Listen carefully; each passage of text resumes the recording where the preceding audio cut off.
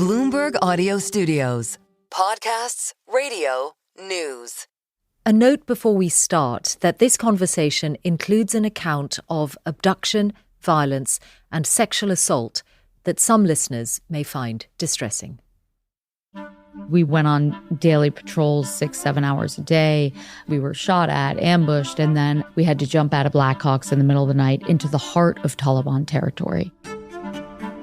Lynsey Addario, Pulitzer Prize-winning photographer and chronicler of the extreme and the everyday. My job is to bear witness to everything that happens. In conflict zones, women continue to deliver babies. I see marriages, divorce. I see death and life. Do you love the job? It's something that I do from my heart and my soul. From Bloomberg Weekend, this is the Mishal Husain Show. I'm Mishal Husain.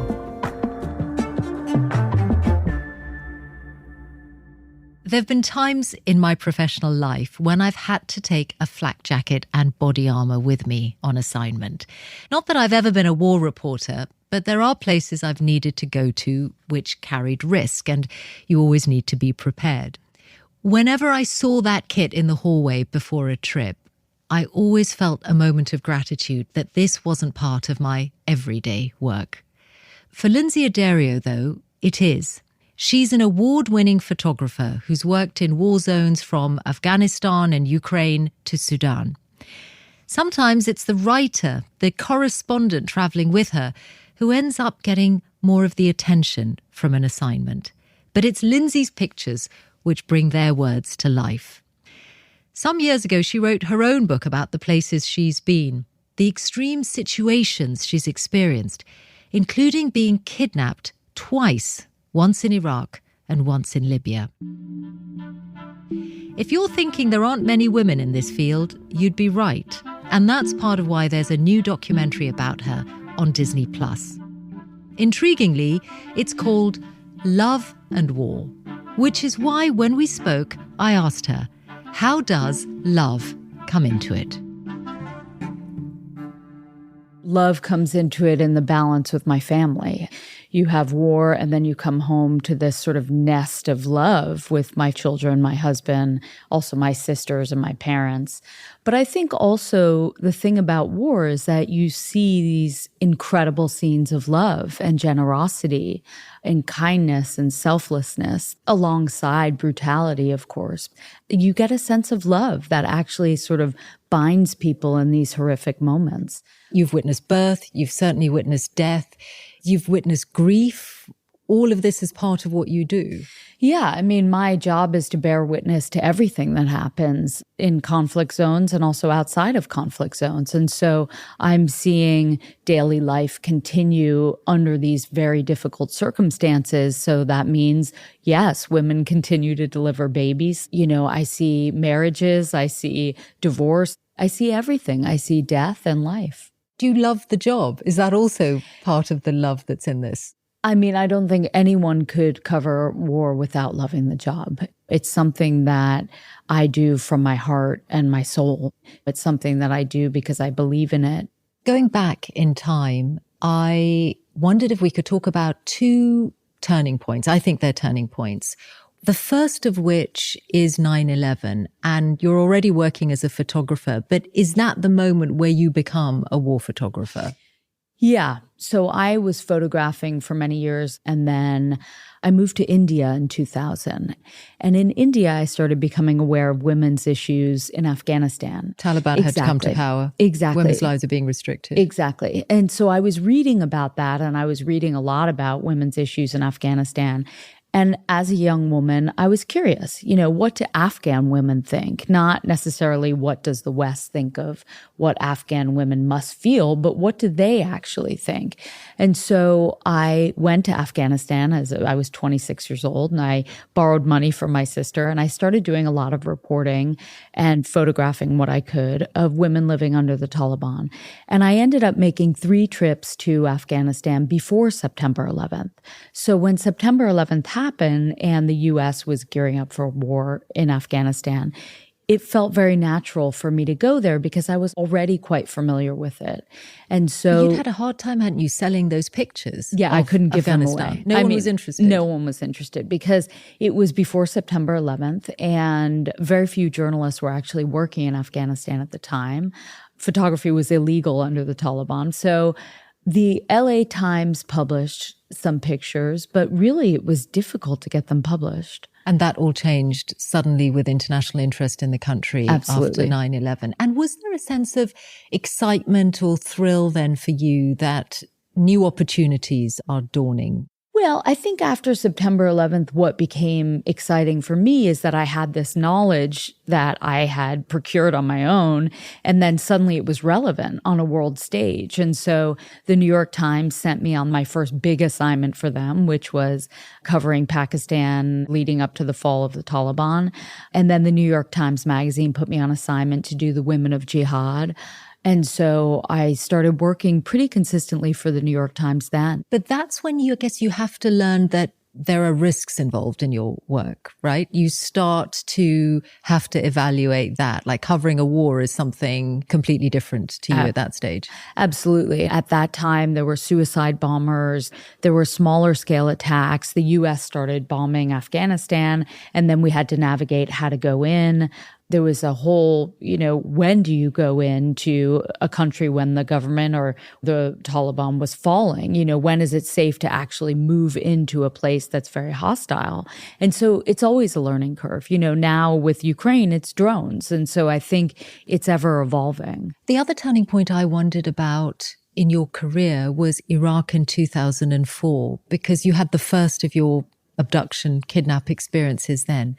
Take me back to that time and that place, the really chaotic period after the US invasion, the year afterwards. I mean, even leading up to the US invasion, when I was offered to go into Iraq, I really wasn't sure I could handle a military embed at that point. I had never been in combat. I was offered a position with the 101st Airborne. I did not take it. Sorry, why did you think you couldn't handle it? Because I was a woman, I didn't know if I'd be physically fit enough, if I'd be as strong as the men I was going in with. I didn't know what it would feel like to be under fire, because even though I covered the fall of the Taliban, it was not combat. This is going to be frontline. Yeah. And I really didn't want to be responsible for holding anyone up or being scared, or I just wasn't sure how I would respond. And so I ended up going into northern Iraq from Iran. And many journalists did, and we were sort of covering the Kurdish territory, and there was a proxy war. It was Al Ansar fighting U.S. forces backed by Kurdish special forces. And it was there that I was in my first attack. That was a very close call that actually killed a journalist standing where I had been standing. And we were covering refugees fleeing this area, something that I've covered a million times now. And all the locals were warning us to leave. And we went to leave, and literally an incoming round came in and landed so close to our car that our entire car flew forward. And as we evacuated, we went to this school like a few kilometers down the road, and a taxi pulled up and said, "Is there a journalist here?" And everyone was regathering. And the taxi driver said, "I have the body of a journalist in my trunk. Can someone help me identify him?" And I remember looking at him, and I ran behind the school and just started sobbing and thinking, I don't want to do this for a living. I don't think I can stay here. But there was no way out because Saddam was still in power. We couldn't go south. Iran wouldn't let us back in. And I basically had to learn how to deal with my fear and how to cover war in northern Iraq. So before the kidnapping in Iraq, there were like these gradual close calls. Maybe that's almost a sliding doors moment, that one, because had there been a way out, I probably would have. And you might not have gone back to that kind of zone again. But then you were there in Iraq again, and you were out one day with other journalists. And that was when you got held up at a checkpoint near Fallujah. Yeah. So I basically spent all of 2003 and the beginning of 2004 in Iraq. I was working with a colleague for the New York Times, and we heard there was a helicopter down, a Marine helicopter down. So we went. The only road open was a smuggler's route.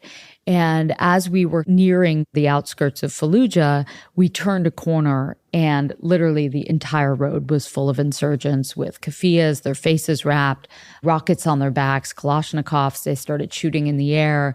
It was terrifying. They pulled all the men out of the car. I was dressed in full hijab, so abaya, headscarf, everything. And they left me sitting in the car. And I was looking out the window watching my colleague get led away.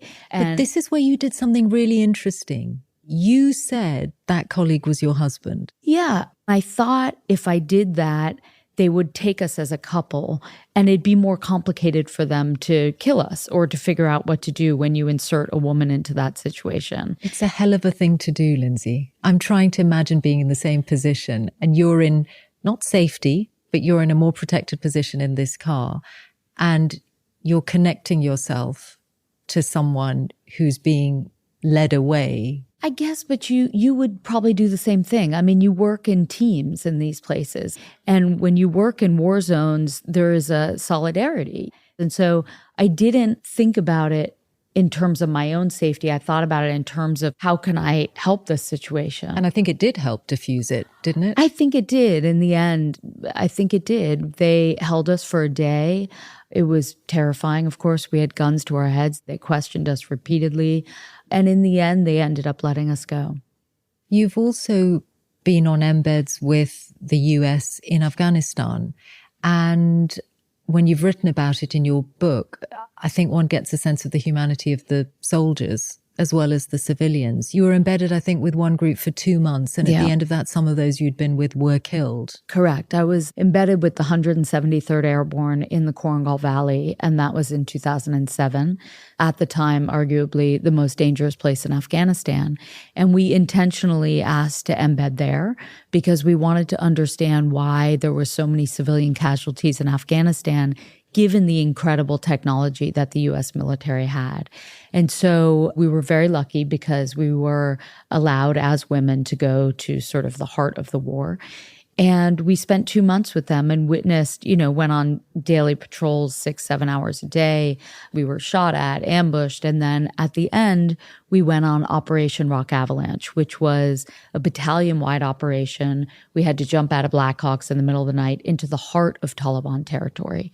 And it was really on these missions that you learn what war is about. It was one of the few times, ironically, in 25 years of covering conflict, that I really felt like I was at the heart of war, because you're on the side of a mountain with a group of young American men who are told they're fighting for democracy, and you just sort of see the cost. You really understand the complete disconnect between the Afghans who didn't want the Americans there and the Americans who thought they were helping the Afghans, and young American soldiers dying and Afghans dying.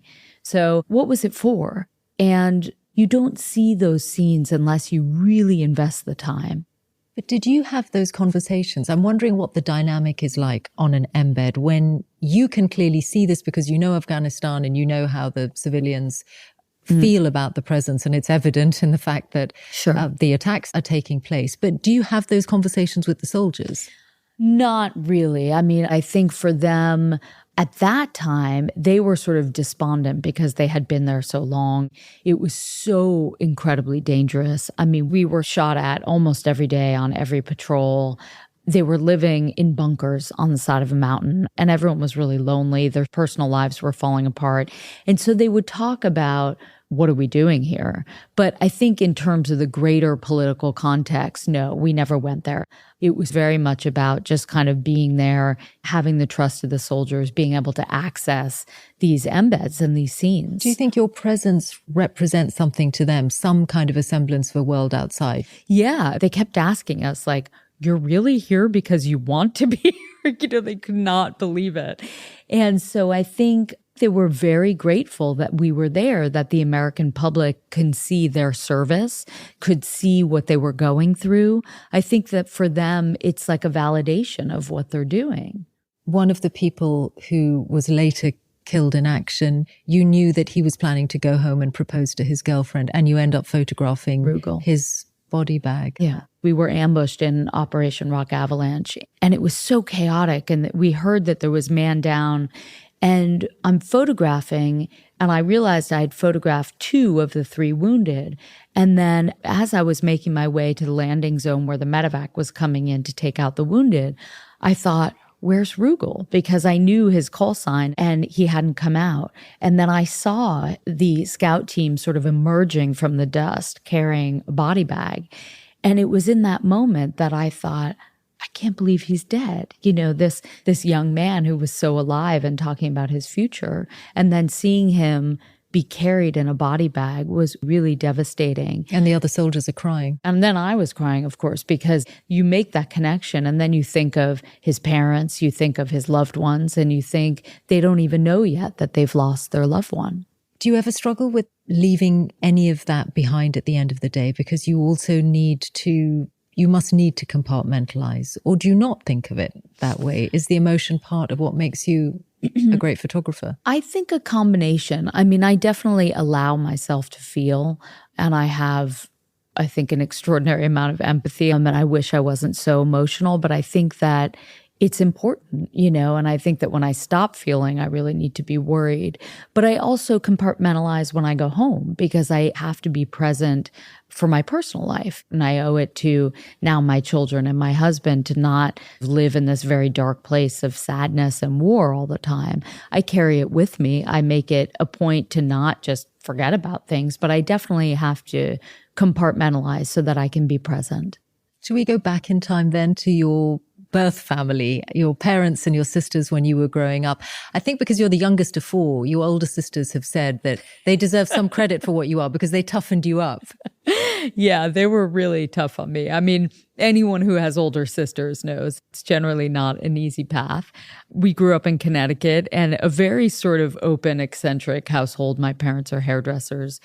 And we had very few rules in our house growing up. But my 3 older sisters, who I'm now very close to, were really tough on me. I mean, they'd beat me up. They picked on me. They'd call me names. They were constantly slamming the door in my face and telling me I couldn't join in. And I guess, yeah, in a sense, they did toughen me up. You had to go really far from home to carve out your own path, I feel.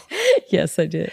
But your parents being hairdressers, I mean, I'm thinking hairdressers have to be good with people. They have to be able to talk to anyone. And perhaps that is a thread that you've brought into your professional life. Exactly. It was really a household where we sort of opened our doors to anyone and everyone. And I think that made me who I am in terms of being able to walk into any situation, not be judgmental, really be able to accept people for who they are and where they're at. What was the first time you picked up a camera? How did that happen? My father gave me a camera when I was about 12 years old. A client of his gave him a camera. And I remember I had no idea how to use it. So I started reading all these manuals of like how to photograph. And so I started taking pictures of inanimate objects because I was too shy to approach people. And then I would sit on the roof and try and photograph the moon. And it was an awakening for me of sort of a different way of expressing. But it really wasn't until I graduated that I started photographing people and really started becoming aware of photojournalism as a way to tell stories. But you hadn't grown up with photojournalism, is that right? No. I think yours wasn't a house which had newspapers coming in. You're not looking at images of like conflicts around the world. Really, it was not an intellectual family. We had no books in the house except for the encyclopedias. And so it wasn't until really I went to university and I was determined to do something that was more intellectual, obviously because I grew up in such a creative family. And I studied international relations and I did not want to be a photographer at all. And then I graduated and the only thing I wanted to do was photograph. And it wasn't until I realized that photojournalism was sort of this great marriage between that it existed. Art and that it existed, which sounds ridiculous. But if you don't grow up in a family with newspapers and where you're constantly sort of privy to what's happening in the world, why would I have known about photojournalism? Your craft today, when you go out on assignment, and you've been on many tough assignments, including Ukraine and recently Sudan and Gaza and other places. But when you're going out and you presumably want to come back that day with something good. Yeah, of course. Of course. What do you set out to do? Do you set out to think, today I really want to capture a particular kind of scene? Yeah. Or are you going with the flow? No, I guess what people don't understand is that photojournalism and being a photographer is not just about taking photos. There is so much that goes into it. So as I'm gearing up for a trip, I spend an extraordinary amount of time doing research, updating myself on what's happening right now. But are you looking for locations or thinking everything? That hospital is somewhere I'd like to go to. That kind of person is someone I want to find. I'm looking for themes. I'm looking for contacts. I'm looking for hospitals. I'm looking for schools. I'm looking for what is the story of the moment. What is important and how can I advance the story? What's not being told? What's happening to women? Is rape being used as a weapon of war? I'm looking for sort of everything. So when I finally get on the ground in a country, every day I have a list of things in my head. I'm making notes. I'm doing reporting on the ground.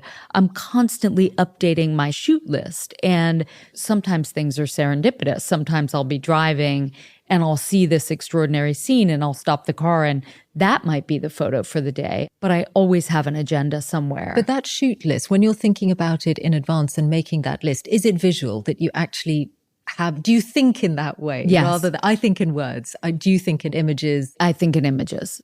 In Sudan, for example, I knew that food is an issue and there is malnutrition. And so when I'm going in, I know I have to look for a communal kitchen, one of the emergency response rooms, food distribution. Is there some place that I can show that people are starving? I'm making a list because there are things I've read about. There are things that I know help comprehensively tell a story. And so it's not just about showing up somewhere and looking for pretty pictures.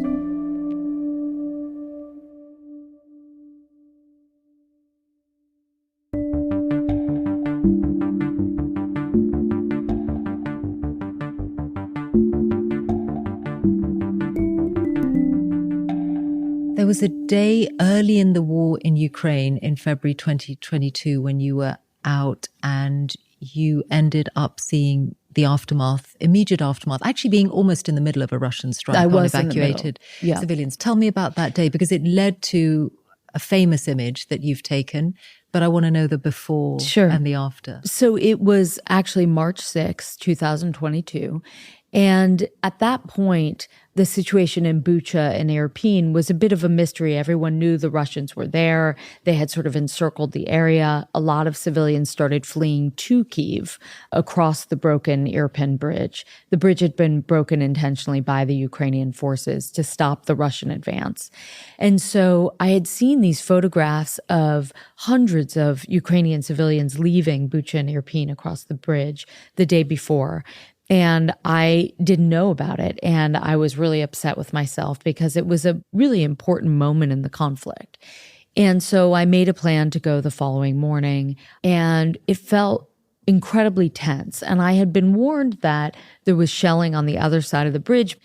And so we took cover behind this wall near the bridge, and we were photographing civilians leaving. And it was a known civilian evacuation route. So when the first mortar round came in, I thought, well, the Russians know this is all civilians, so they won't kill them because, of course, Putin had said repeatedly, we are not targeting civilians. And so my security advisor said, would you like to leave? And I said, no, they're not going to target this. This is all women and children and elderly. And so I was shooting, and then another round came in a bit closer. And so we dove for cover behind the cement wall. And almost immediately, a third round came in and landed with like 20 meters between me and this family. And I saw the flash of the round, the mortar round hit the pavement, and it was a ball of flames, and dove behind this wall. And when I popped up, I thought that it was a soldier that had been knocked down because they were calling for a medic. And as I approached, I realized that there were children. I mean, I first noticed these moon boots, and I thought, I can't believe there was a family. And I'm scanning the scene and I'm shooting, and there's still rounds coming in. So I know I have to work quickly. Of course, my instinct is to leave, but I don't want to leave because I've just witnessed what I thought was a war crime. And so I'm shooting, and then I work my way around the scene, and I see the faces. And I'm thinking to myself, the New York Times will never publish civilians who have been killed, but I have to document this just for the sake of documentation. And I'm trying to do it in a respectful way and in a way that's dignified, of course. I don't know if the family is dead or alive. And then we have to run away because there are rounds still coming in. And when I get back to the car, I called my editor and I said, I've just witnessed this and I'll send you photographs if they're in focus. Of course, I had no idea if I'd even properly made pictures because I was still in shock. And the New York Times did make a decision to run the photos on the front page. On the House floor, they were used, they went sort of viral just to prove that civilians were being targeted. Why was that so exceptional to publish those pictures? Because these are corpses, these are faces of corpses that are visible in your picture. In my many years of covering war, it is always a huge debate whether to publish the dead, especially when their faces are identifiable. In this case, I tried to shoot in a way where their faces were not, but it wasn't very graphic. It looked as if everyone was sleeping. They had been knocked over by the sheer impact of the blast, that we had only been spared because actually the blast went in their direction and not our direction. You said you were shocked, but were you also angry? Oh, I mean, I was angry. I was upset. In the documentary, you can hear me cursing because I didn't even realize that Andre, my colleague, had been shooting the whole time. And so I somehow convinced myself from the time we got into the car to back to the hotel that actually it wasn't really a close call, that we were fine. We were quite a distance. And when I got back to the hotel, Clarissa Ward, who's a CNN correspondent, messaged me and said, "Are you okay?" And I said, "Yeah, I'm fine." She said, "I saw the attack." I said, "How did you see the attack?" And she said, "Andre posted it on Facebook." And my heart sort of sank because then I realized my family will have seen it. Perhaps my children will have seen it. And I realized it actually was as close as I thought it was. In a situation like that, if your editor or whoever you're trying to sell the pictures to says, actually, we're not going to use that for whatever reason, maybe even sometimes because it's not interesting enough in the brutal realities of the way news is covered, what does that do to you? Well, I mean, on these assignments, I can't do anything really. I mean, ethically, I have to just say, okay.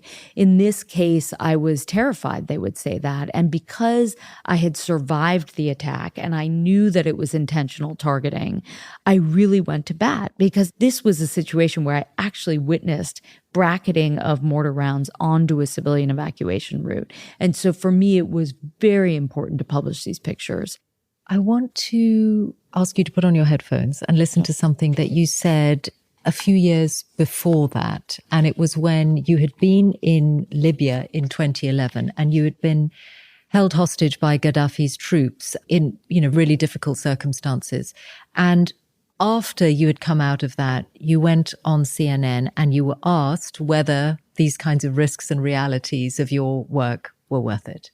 When I was blindfolded and bound and getting punched in the face, I said, why do I do this? Who cares about Libya? Why do I care about Libya?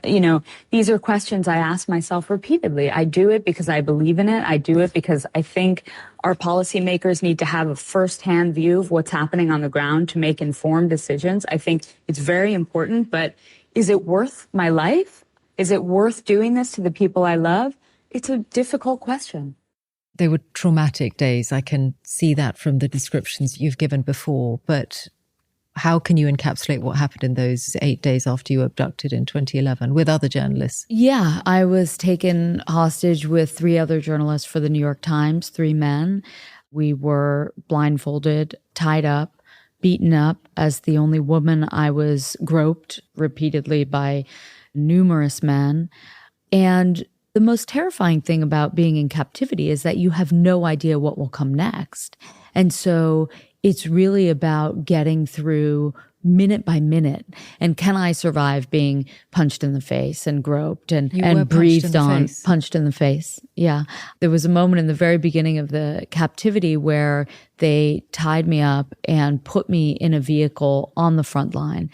And they were sort of laughing at us because we were literally held on the front line while bullets and bombs were kind of raining around us. In the crossfire. In the crossfire. And at one point, a soldier came over and sat next to me. And I thought, very stupidly, that he was going to offer me water. Because even in Iraq, when we were held hostage, they were quite kind to us. They weren't beating us. I mean, the bar is low. But, they weren't beating us and they were giving us water. And so in Libya, when he sat next to me, I looked at him and I thought, okay, he's going to offer me water. And instead, he pulled his fist back and just punched me square in the face. And I'm tied up. And I remember just putting my head down and actually seeing stars like in the cartoons. And my first thought was, oh, that's where the cartoons get the stars from. And then I thought, I can't believe this man has just punched me in the face. A bound woman. And so I just started crying. And you don't want to make any noise because you don't want to offend anyone. So I was being very quiet and I just put my head down and tears were rolling down my face. And then he just walked away. And another man came over and put his cell phone to my ear, and his wife was on the phone.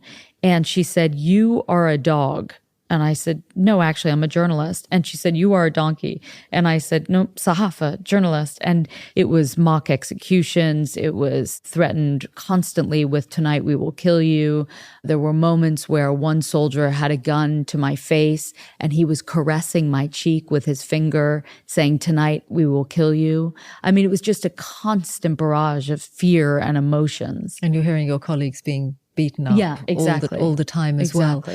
I know you lost colleagues in other incidents in Libya, and I remember being there in May of 2011, close to where you were that day, but filming a documentary, so away from the front line. But I remember being in a hotel where there was a note saying, if anyone knows where the possessions of Tim Hetherington are, please let us know. And this was someone you'd been with him, another journalist who was killed in that period. But I remember the effect on me because I knew him only by name, but seeing that little note on the wall and thinking he stayed in this hotel and one day he went out and he didn't come back. People are looking for his things. It was such a tiny detail, but it just made you think of the days when everything changes. Yeah, I mean, Tim and I were together in the Korangal, actually. We covered Operation Rock Avalanche together. And that embed in Afghanistan. The embed in Afghanistan that we spoke about. He made a film about it. Yeah, he made an incredible film about it, Restrepo, that's worth watching. Tim was an incredible photographer. He was a very thinking photographer, very sensitive. And on his way into Libya, he had been emailing me asking for advice on what the front line was like, how to cover it, what he needed to bring. And then I, of course, went missing. And he came in while I was in captivity. And so we never actually saw each other. And when I got out, I was dealing with my trauma of what we had been through. And then about a month after we had been released, I was in a meeting actually, and I looked at my phone and I got a message that he had been killed along with Chris Hondros, who was another incredible photographer. And their deaths sent me into this tailspin that my own captivity had not. And I think a lot of it had to do with survivor's guilt. Why do some people live and some people don't? Nothing really makes sense in those moments. And there's no reason why we should be alive after Libya. I mean, there were so many moments where we should have been dead and then they got killed. And so you have to ask yourself why you survive and others don't. It's a really tough question. Do you ask yourself that? Yeah. Because it's an impossible one to answer. So you're sort of torturing yourself by asking it. Yeah, I ask myself in the same vein that I ask myself why I'm so driven to do this work, despite the costs, despite the sort of emotional toll and the fallout on my loved ones.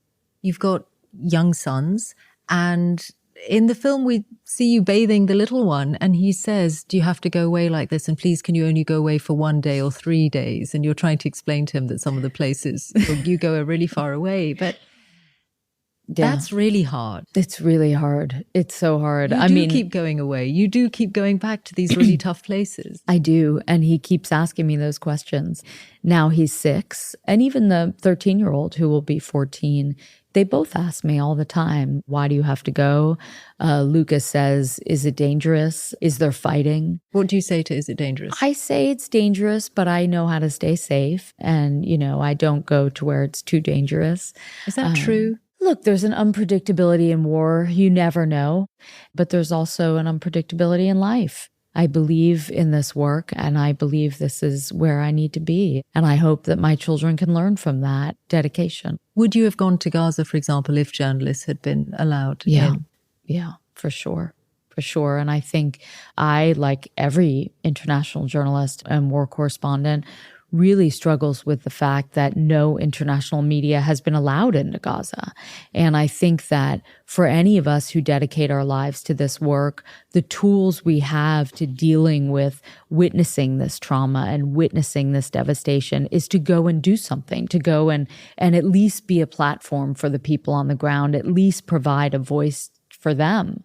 And to have those tools taken away is incredibly debilitating. Palestinian journalists have been documenting the war at great cost, and they've dying.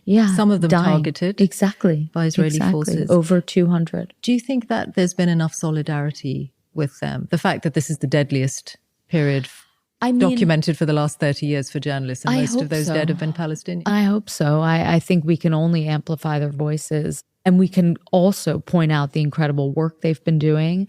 I think that we can point out the fact that many journalists have been killed and targeted, and hope that it's not with impunity, hope that at some point there will be someone called to be responsible for this. I think the fact that most Palestinian journalists are sort of dismissed as being part of Hamas, which is ridiculous. And for us to stand up as international journalists to say, no, these are accredited journalists. These are people risking their lives to bring the world the truth. Can we talk, Lynsey, about images and what you've seen over your career? Because you began your work in the age before social media. Yeah. And the fact that we live in a world where people scroll from one short form video to another, videos roll into each other. That's how many people consume information and news for that matter. What does that mean for your work?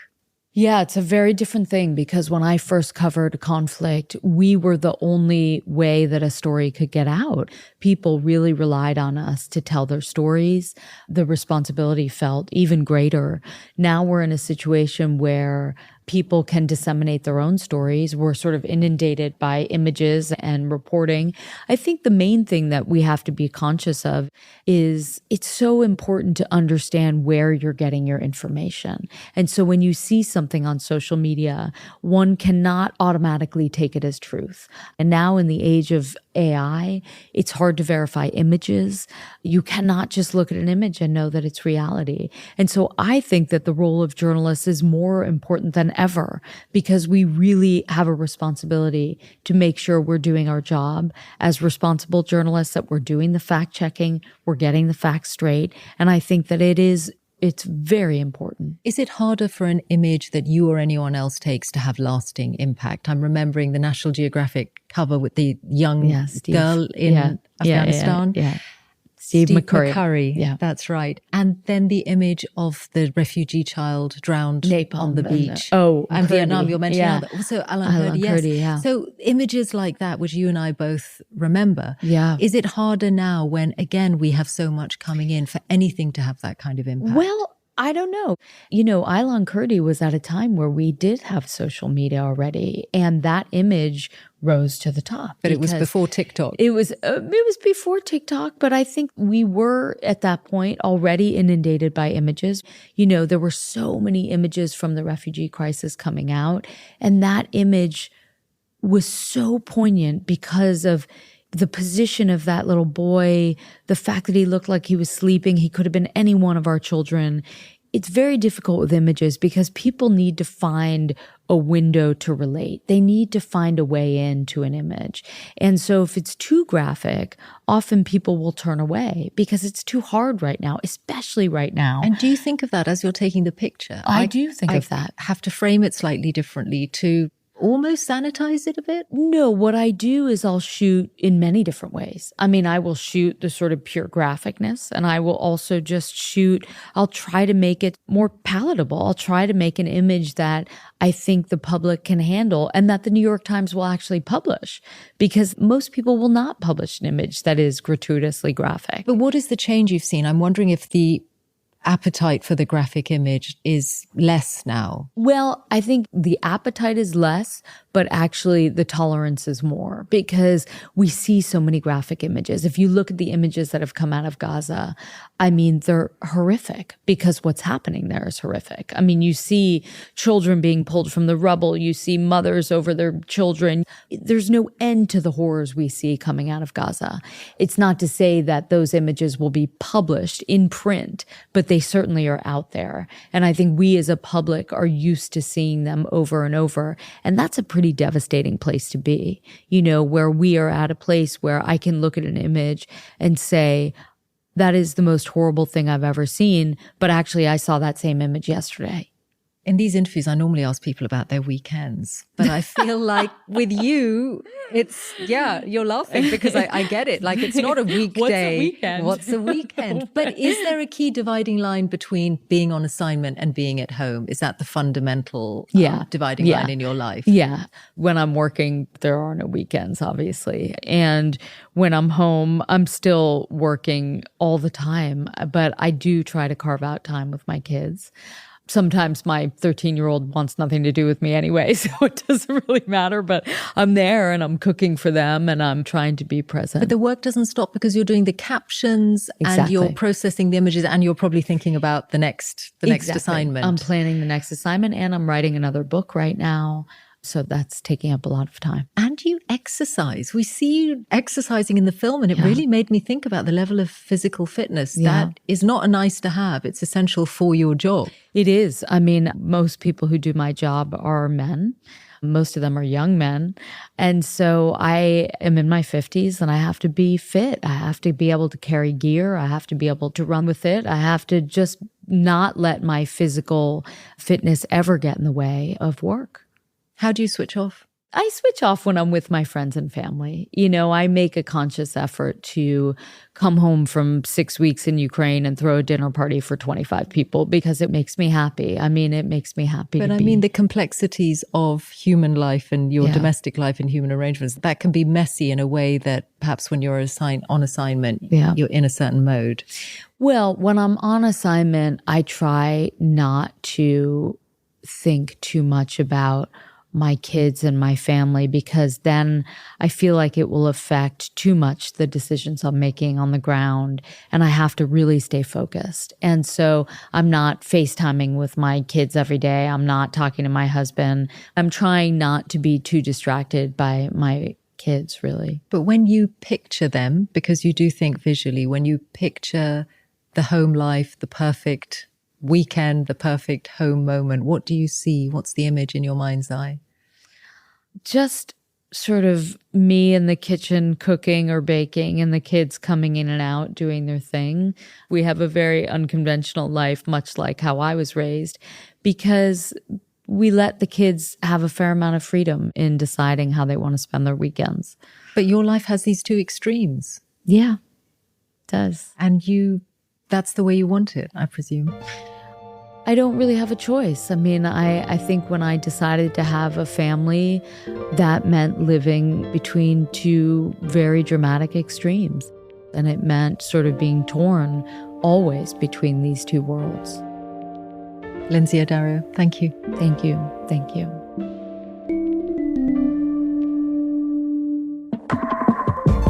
And that's the Mishal Husain Show for this week. If you subscribe, you'll know as soon as a new episode hits the feed. And to everyone who's rated us here or left comments, thank you. We do also have an email, mishalshow@bloomberg.net. If you'd like to watch these conversations, they're on YouTube and Bloomberg TV. And there's a text version with my notes for added context. Those are at bloomberg.com/weekend. The show's producers are Jessica Beck and Chris Martlew. The executive producer is Louisa Lewis. Our sound engineer is Richard Ward. Video editing, Toby Babalola and Evando Thompson. Guest booking, Dave Warren. Social media, Alex Morgan. And the music is by Bart Warshaw. At Bloomberg Weekend, Brendan Francis Newnham is editorial director of audio and special projects, and our executive editor is Catherine Bell. We'd also like to thank Summer Sadi and the Bloomberg podcast team. And thank you for listening. Until next weekend, goodbye.